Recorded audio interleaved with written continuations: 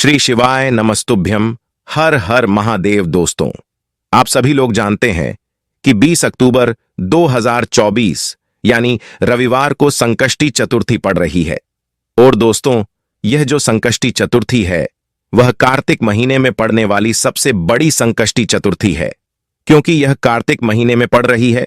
और आप सभी लोग जानते हैं कि कार्तिक महीने में भगवान विष्णु और माता लक्ष्मी जी की पूजा की जाती है। और इसी दिन किया जाने वाला 11 चने की दाल वाला उपाय कभी विफल नहीं जाता है, जिसका बहुत ही बड़ा और विशेष महत्व होता है। और ऐसा दिन पूरे साल में सिर्फ एक ही बार आता है। और दोस्तों, आप सभी लोग जानते हो कि कार्तिक महीने के रविवार संकष्टी चतुर्थी का अगर सबसे बड़ा कोई उपाय है तो वह 11 चने की दाल वाला उपाय है। अगर आपने भी इस महीने में यह उपाय नहीं किया है तो इस उपाय से चूकना मत दोस्तों।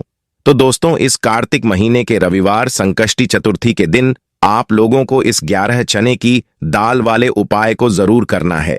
अगर आपने कार्तिक महीने की संकष्टी चतुर्थी के दिन इस वाले उपाय को कर लिया तो आपको इस उपाय को करने का वह फल मिलेगा जिसकी आपने कभी कल्पना भी नहीं करी होगी।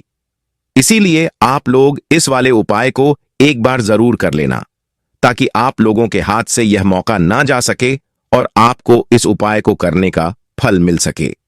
दोस्तों, यह उपाय पंडित जी ने अपनी अभी की ही शिव महापुराण की कथा में बताया है, जिस उपाय को आज हम आपको बहुत अच्छे से समझाने वाले हैं।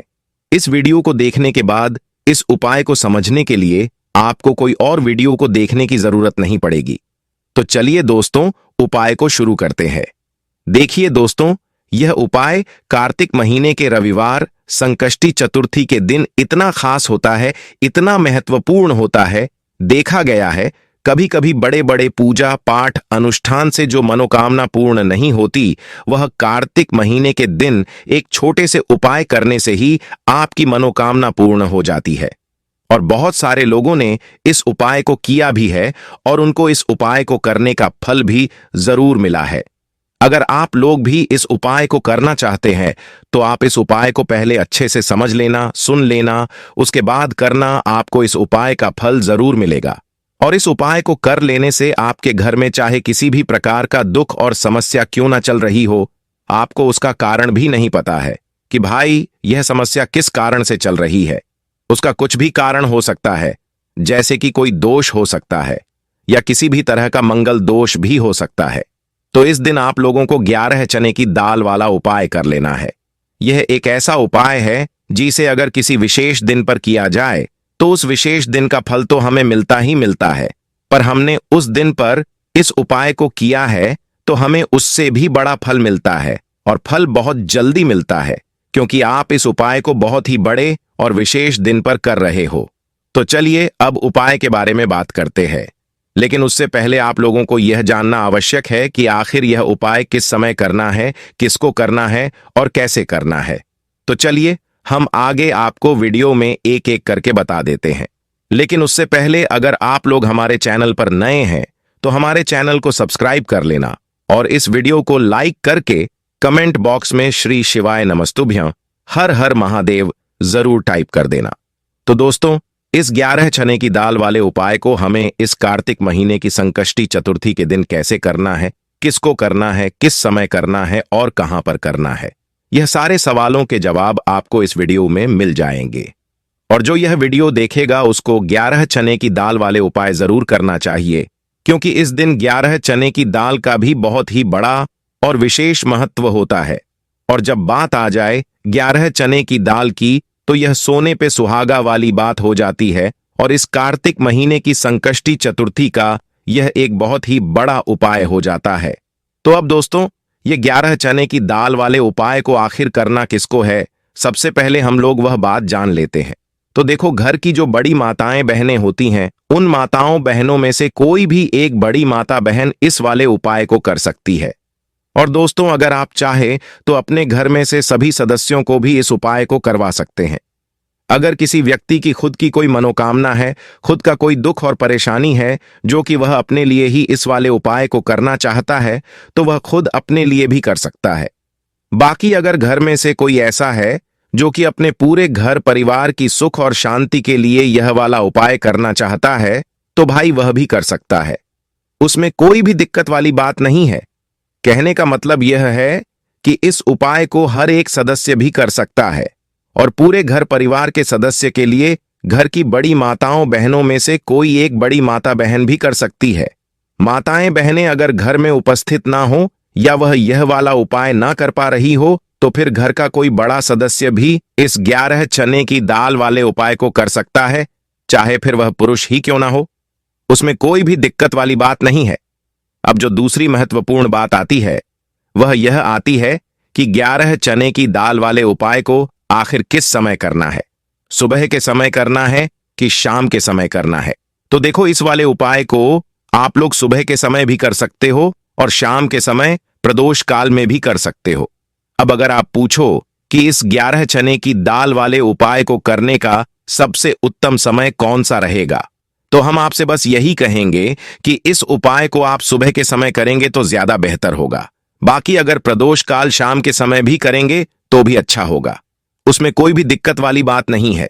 तो अब दोस्तों, जो अगली सबसे बड़ी और महत्वपूर्ण बात आती है वह यह आती है कि सुबह अगर हम उपाय को करेंगे तो हमें कितने बजे से लेकर कितने बजे तक के बीच में करना है, और शाम के समय प्रदोष काल में करेंगे तो हमें कितने बजे से लेकर कितने बजे के बीच में करना है। तो देखो, सुबह जितनी जल्दी हो सके आप उपाय को करने की कोशिश करना। बाकी अगर किसी कारणवश लेट भी हो जाओ, थोड़ी देर भी हो जाए, तो 10 या 12 बजे तक भी आप उपाय कर लेना, पर 12 बजे से ज्यादा देरी ना हो, इस बात का ध्यान रखना। उसके बाद में दोस्तों, अगर शाम के समय प्रदोष काल की बात करें, प्रदोष काल का जो समय होता है वह शाम के 6 बजे से शुरू हो जाता है। मतलब शाम के 6 बजे से लेकर 7 बजे के बीच का जो समय होता है यह समय प्रदोष काल का समय होता है। पर अभी जो मौसम चल रहा है, इस मौसम में शाम बहुत देरी से होती है, तो आप इस उपाय को 7 या 8 बजे के बीच में भी कर सकते हो।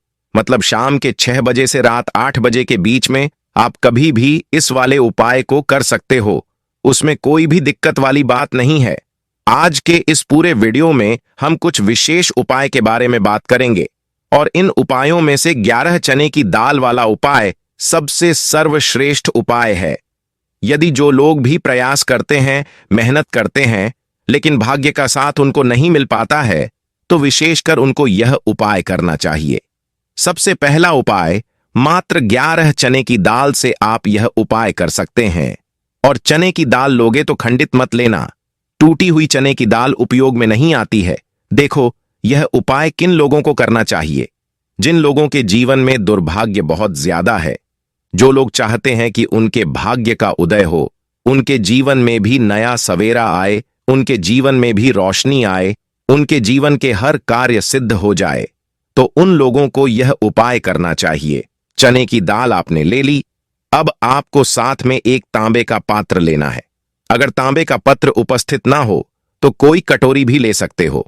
तो अब कटोरी ले लो जिसके अंदर 2 चम्मच कच्चा दूध और शुद्ध जल मिलाना।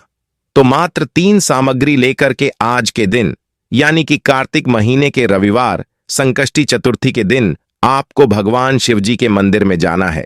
देखो, रविवार संकष्टी चतुर्थी के दिन पड़ता है तो बहुत शुभ होता है।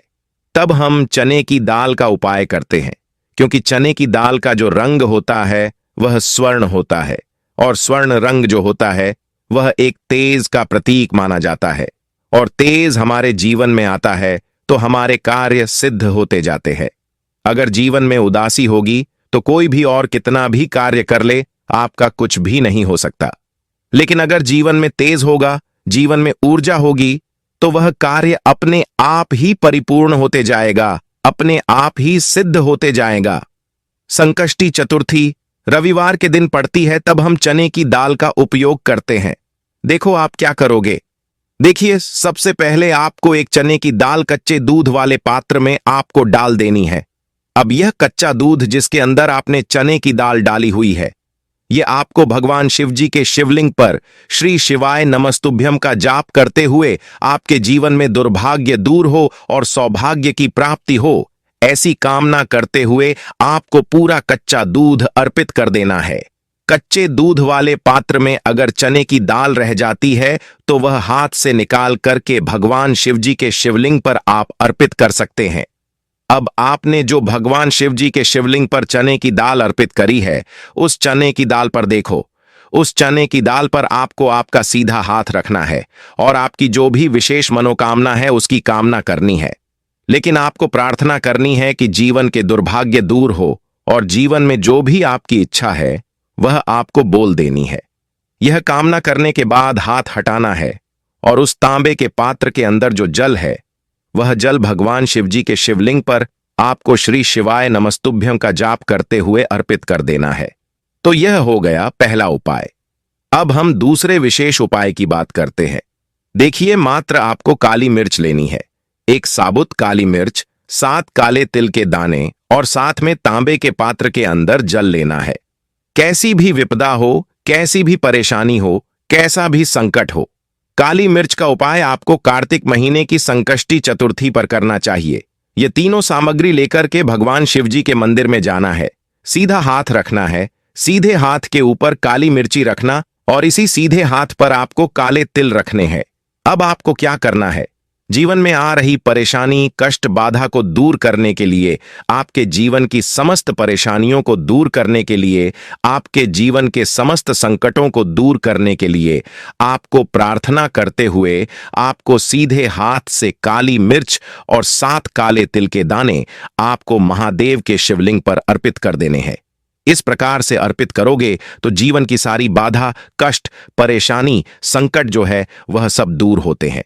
ये अर्पित कर देने के बाद जो तांबे के पात्र के अंदर जल है, वह जल भगवान शिव जी के शिवलिंग पर श्री शिवाय नमस्तुभ्यं का जाप करते हुए जीवन के कष्ट, बाधा, जो भी कष्ट आ रहा हो, कोई काम आपका अटक रहा हो, कोई काम आपका रुका हुआ हो, तो वह काम परिपूर्ण हो जाए, ऐसी कामना करते हुए आपको यह जल अर्पित करना है। यह हो गया दूसरा उपाय। अब हम तीसरे विशेष उपाय की बात करते हैं। यह भी मनोकामना पूर्ति का विशेष उपाय है, माता सुंदरी वाला विशेष उपाय है। इस उपाय के लिए आपको तांबे के पात्र के अंदर गुड़ वाला जल लेना है। इसके लिए आप एक गुड़ का टुकड़ा लेना, उसे जल वाले पात्र में डाल देना। यह गुड़ वाला जल हो जाएगा, थोड़ा सा ही लेना है, 2-4 बूंद ही लेना, ज्यादा नहीं लेना है। गुड़ वाले जल के साथ में घी, एक बेलपत्र और तांबे के पात्र के अंदर जल लेना है। यह चारों सामग्री आपको ले जानी है। भगवान शिव जी के मंदिर में सुबह से लेकर के रात तक जब आपकी इच्छा हो तब आप यह उपाय कर सकते हैं।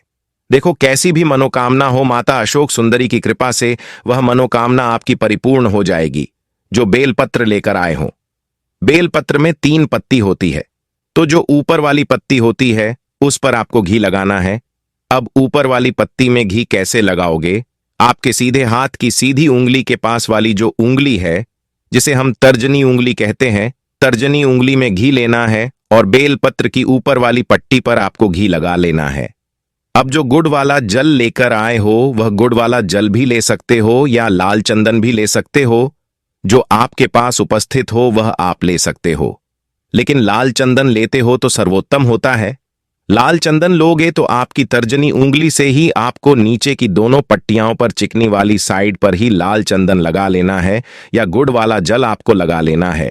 अब यह जो बेलपत्र है इसे उठाना और माता अशोक सुंदरी का स्थान होता है वहां पर इसे अर्पित कर देना है। आपकी जो भी मनोकामना है वह बोल देनी है। माता अशोक सुंदरी वाले स्थान पर बेलपत्र कैसे अर्पित करना है? डंडी का हिस्सा महादेव की तरफ होना चाहिए। इस उपाय में यही विशेषता है। देखो, डंडी का हिस्सा शिवजी तरफ होना चाहिए और पत्ती का हिस्सा जलाधारी की तरफ होना चाहिए। इस प्रकार से आपको बेलपत्र अर्पित करना है और जो अंत में तांबे के पात्र के अंदर जल है उसमें से थोड़ा सा जल बेलपत्र अर्पित करना, माता अशोक सुंदरी के स्थान पर थोड़ा सा जल अर्पित करना और बाकी का शेष जल भगवान शिव के शिवलिंग पर अर्पित करना है। जो भी विशेष मनोकामना है वह इस कार्तिक महीने की संकष्टी चतुर्थी पर आपको महादेव से कह देनी है। निश्चित तौर पर आपकी मनोकामना परिपूर्ण होगी। तो दोस्तों, यह थे पूज्य पंडित जी द्वारा बताए गए कुछ बहुत ही खास उपाय। अगर आपको जानकारी अच्छी लगी हो तो वीडियो को लाइक और चैनल को सब्सक्राइब कीजिएगा। मिलते हैं फिर एक नए वीडियो के साथ। हर हर महादेव। ओम नमः शिवाय।